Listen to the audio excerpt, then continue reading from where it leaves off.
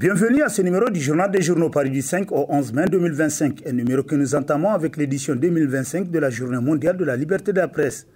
À cet effet, l'Union africaine, préoccupée par les restrictions imposées aux professionnels des médias, titre dans ses colonnes Niger Inter Hebdo, qui nous apprend que le Niger n'est pas resté en marge de la commémoration de la Journée mondiale de la liberté de la presse. Par la voix de son secrétaire général, le RJDH a tenu à rappeler l'engagement pris par le CNSP au lendemain de sa prise de pouvoir d'honorer tous les instruments régionaux et internationaux relatifs aux droits de l'homme ratifiés par le Niger, dont ceux en lien avec la liberté de la presse, avant de déplorer les conditions de vie et de travail des professionnels des médias nigériens, notamment ceux du secteur privé. Pour le RJDH, la situation qui caractérise aujourd'hui la liberté de la presse et le paysage médiatique nigérien constitue une atteinte à la dignité des travailleurs de la presse, particulièrement ceux de la presse privée, dont certains accumulent des mois d'arriérés de salaire. Le RJDH demande-t-il en outre au CNSP de mettre en place l'Observatoire national de la communication pour réguler le secteur, de rehausser significativement l'enveloppe destinée au fonds d'aide à la presse et d'accroître les subventions accordées aux médias publics, tel que rapporté par Niger Inter Hebdo.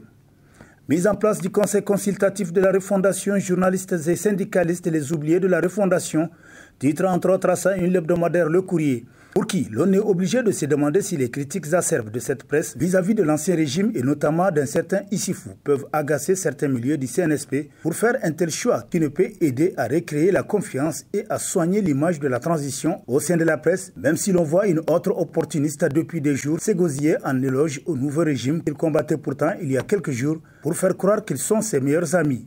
D'autres acteurs, et non de moindre les syndicats des travailleurs notamment, sont également sur la liste des oubliés de la terre, du pays, selon le journal qui poursuit.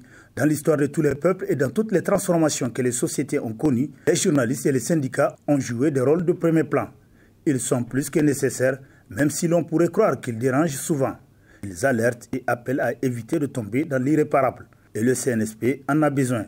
Aider l'autre par la critique à connaître ses faiblesses, c'est l'aimer, conclut Le Courrier. Des militaires aux leaders religieux et coutumiers qui détiennent la vraie influence au CCR s'interroge dans sa parution en date du 5 mai le quotidien privé L'Enquêteur, pour qui cet équilibre délicat entre militaires et leaders religieux représente un enjeu crucial pour la stabilité et l'efficacité du Conseil consultatif pour la refondation. Pour éviter une polarisation nuisible, il est impératif de définir clairement le rôle de chacun et d'instaurer des mécanismes transparents de prise de décision. C'est à cette condition que le CCR pourra véritablement incarner l'esprit d'une refondation inclusive et réussie, conclut L'Enquêteur. 5 ans d'exercice du pouvoir modulable, le CNSP est-il aussi fort pour réussir sans la confiance de tous les Nigériens?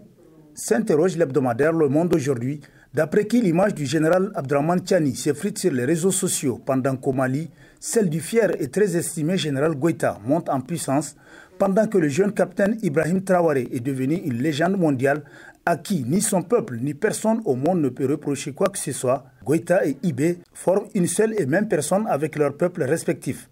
Avant l'article 12, Tchani avait le même charisme, fané aujourd'hui comme une fleur au soleil selon le journal pour qui le Niger visiblement peine à marcher sur les mêmes traces que les autres pays membres de l'AES. Tchani trône à la tête du seul pays AES où les citoyens sont divisés. Bon vent au général pour ces 5 ans modulables, conclut Le Monde aujourd'hui. Manœuvre de sabotage contre le CNSP, le printemps des vautours autour du président Tchani, s'exclame à l'hebdomadaire L'Actualité, qui constate que ces derniers temps, l'on assiste à des combats, voire de tentatives de noyautage de la présidence de la République, qui sont destinés à prendre en otage le chef de l'État pour leur propre compte. On les appelle en règle générale les vautours, au sens où leurs agissements sentent toujours les prébendes. Les petites combines pour accaparer des positions avantageuses pour eux et leurs proches. Au demeurant, l'on peut espérer que le général Tchani ne raffole pas de mimido ou d'autres arômes culinaires dans son alimentation et dans ce cas, il ne court aucun risque avec ces vautours qui volettent au-dessus de sa présidence. Simple avis de Laboussani ou Zentiankassa, conclut L'Actualité. Transition politique Issoufou peut-il être un choix raisonnable pour le CNSP? S'interroge l'hebdomadaire Le Nouveau Républicain, qui nous apprend que la transition nigérienne traverse des moments difficiles, faits de doutes et d'une crise de confiance qui hypothèque sa marche. Après près de 2 ans de gouvernance en parfaite symbiose avec le peuple, aujourd'hui la confiance s'effrite, les doutes s'installent avec des signaux qu'elle envoie aux Nigériens mais qui ne rassurent pas. Les proximités soupçonnées entre le CNSP, sinon entre certains milieux du CNSP et l'ancien président de la République Issoufou Mahamadou, semblent se confirmer, du moins par certains signes assez intrigants qui discréditent quelque peu une transition qui a fait entendre qu'elle venait pour changer, pour lutter contre l'impunité et rétablir la justice dans le pays. Il ne faut pas oublier que les Nigériens sont trop pardonneurs pour comprendre les militaires, même quand, pour les confondre, Issoufou Mahamadou qui sait bien qu'il a tout perdu dans le jeu d'échecs qu'il a aujourd'hui imposé, pourrait les accabler de les avoir engraissés et donc d'avoir mangé avec lui pour ne pas être clean. Comme on le voit, le cas du Niger reste encore complexe.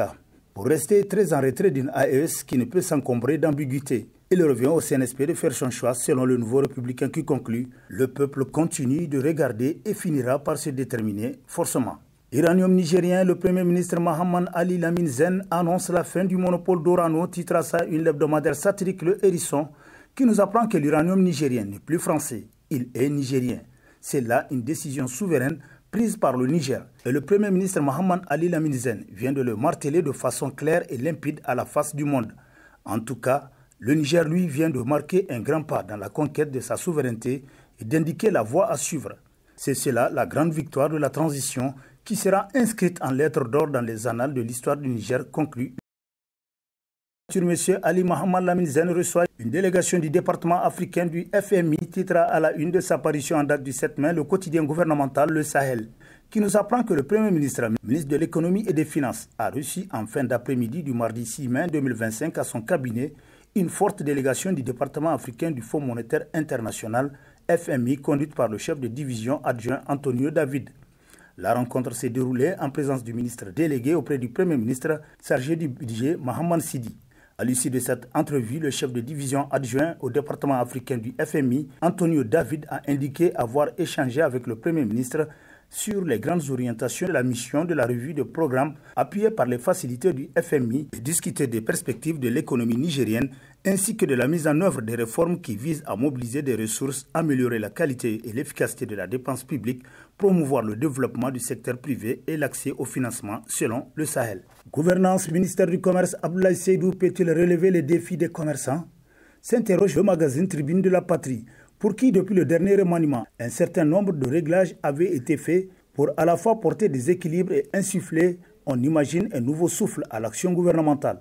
C'est ainsi que de nouvelles personnalités rentrées dans le gouvernement d'Ali Mahaman Lamine Zen, Premier ministre de la Transition depuis les événements du 26 juillet 2023, qui renversaient le régime socialiste nigérien. Parmi ces hommes neufs, il y avait Abdoulaye Seydou, acteur bien connu des Nigériens, car venant de la société civile, précisément du M62, qui avait au cœur de la Renaissance surgi comme un vent d'espoir et une des forces d'opposition à un système mafieux qui avait détruit le pays jusqu'à ses valeurs qui ont jusqu'alors déterminé ces hommes connus comme intègres, rigoureux et travailleurs. C'est donc à cet homme que le prestigieux ministère du Commerce a été confié par le général Abdourahmane Tiani. Par la nomination de cet homme au gouvernement, le président nigérien aura fait le choix d'une certaine jeunesse nigérienne combattante, mais aussi d'un acteur dont l'idéal de combat a été la justice pour une société nigérienne de juste partage et de vérité. Mais saura-t-il répondre aux attentes des Nigériens? Se demande Tribune de la Patrie. France CEDEAO, les raisons de l'acharnement contre le Liptako gourmand, titre dans ses colonnes l'hebdomadaire satirique Le Canard en furie, pour qui, en découvrant le Liptako gourmand, les explorateurs français ont découvert en même temps l'immensité de ses richesses. En dehors de l'or dont regorge cet espace, il dispose d'un sol très riche en cultures de rente, en particulier le coton et l'arachide. Une occasion rêvée pour alimenter et faire fonctionner les usines de l'Occident. À la création des États, la France s'est fort heureusement trompée de calcul en laissant le Burkina Faso, ex-Haute-Volta, le Mali et le Niger avoir en commun le Liptako gourmand. Une population qui a des liens séculaires et ancestraux solides avant la pénétration coloniale, une même culture, une même réalité sociale. La France avait plus tard compris le danger que représentait pour elle cette union sacrée entre les États du Liptako gourmand qu'il fallait à tout prix torpiller. D'où cette ingénieuse idée de créer la CEDEAO qui sera entièrement dévouée à sa cause pour coiffer le Liptako gourmand dans ses propres intérêts. Réunissons-nous autour de nos forces de défense et de sécurité car la bataille ne fait que commencer. Nous n'avons pas droit au sommet ou à un changement de direction. L'AES a triomphé et triomphera, Inch'Allah, pour toujours, conclut Le Canard en furie. Crise diplomatique Algérie-AES, le Niger met fin au projet du gazoduc Nigeria-Niger-Algérie, titre dans ses colonnes l'hebdomadaire Le Républicain Info, pour qui décidément la crise entre l'Algérie et l'AES n'a pas fini de faire parler d'elle. Après le bras de fer Mali-Algérie au sujet de l'abattage du drone malien par l'Algérie, l'expulsion par ce dernier pays des migrants subsahariens de son sol pour les reverser au Niger, le ministre des Affaires étrangères nigérien Bakary Yahou Sangaré a annoncé l'abandon par le Niger du projet supranational du gazoduc transsaharien Niger-Algérie. Donc si un consensus fort n'est pas trouvé sur ce qui oppose le Niger à son voisin, à savoir le caractère déloyal de l'Algérie vis-à-vis des pays de l'AES dans le dossier de lutte contre le terrorisme, il faut dire que l'Algérie va perdre beaucoup, s'exclame le Républicain Info. Enquête ville de Niamey, prostitution, rue de la capitale dans un contexte de refondation. Titre dans sa rubrique Société, l'hebdomadaire Écho du Monde, qui constate que la ville de Niamey, avant l'avènement des militaires au pouvoir, présentait aux étrangers qui la visitent la nuit comme étant un haut lieu de commerce nocturne sous les lampadaires, sous les échangeurs, autour de certains grands ronds-points, y compris avec de nombreuses villas transformées en maisons de passe, comme il s'est dit dans le jargon populaire. Le plus aberrant est la présence de mineurs et de femmes mariées dans le lot, comme l'a confié au journal quelqu'un des lieux. Souvent, des gardiens sont associés contre quelques miettes pour céder des coins dont ils ont la responsabilité d'assurer la sécurité. C'est le lieu d'encourager la police nationale et tous ceux qui, de près ou de loin, sont en train de s'impliquer pour l'éradication pure et simple de la prostitution telle qu'elle se déroule dans les rues de la capitale, nous apprend Écho du Monde. Dosso, la patrouille départementale réalise une saisie record et saluée par les autorités, titre dans sa rubrique Sécurité Niger Times, qui nous apprend que les saisies remarquables ont été effectuées lors de deux opérations distinctes, les 4 et 5 mai 2025. La première a permis la confiscation de 20 cartons contenant chacun 50 cartouches de cigarettes de la marque Yes pour une valeur estimée à 2 200 000 francs CFA, ainsi que 6 000 comprimés de Gebedol diclofenac et 2 motos. La seconde opération a abouti à la saisie impressionnante de 231,99 kg de cannabis d'une valeur estimative de 19 380 000 francs et de 2 motos de marque Cassia. Cet énième exploit de la patrouille départementale de Dosso témoigne de l'efficacité de la collaboration fructueuse entre les populations locales et les forces de défense et de sécurité, nous apprend davantage Niger Times. Et sur ce, prend fin le présent numéro de la revue de presse. Prochain rendez-vous, plaise à Dieu dans une semaine, avec toujours la même passion de vous servir. Bonne lecture et au revoir.